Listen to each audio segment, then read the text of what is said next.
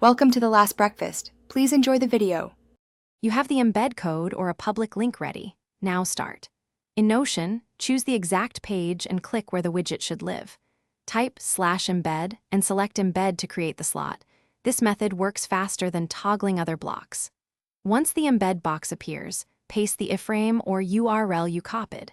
Make sure the widget source is shared publicly or set to allow embedding, otherwise Notion will block the content and you will see an error instead of the live widget. After pasting, wait a moment for Notion to load the preview. That confirms the connection. If the widget looks cramped, drag the block edges to resize or toggle full width to span the page.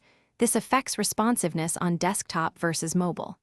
Once done, consider embedding a responsive snippet or use a widget provider that supplies mobile-friendly embeds, because Notion won't automatically adjust all iframe behaviors.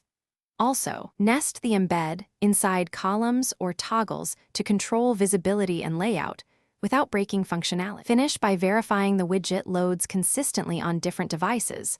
Open the page in mobile view and desktop. Make sure the page share settings won't prevent external content from loading, and lock or move the embed if you want it fixed. If the widget doesn't appear, refresh the page and clear cache. If that fails, regenerate the public link or reissue the embed code from the provider. One key troubleshooting tip: temporarily disable privacy or ad blocking extensions because they commonly block third-party embeds. Thanks for watching. If this was helpful, leave a like and consider subscribing. See you next time.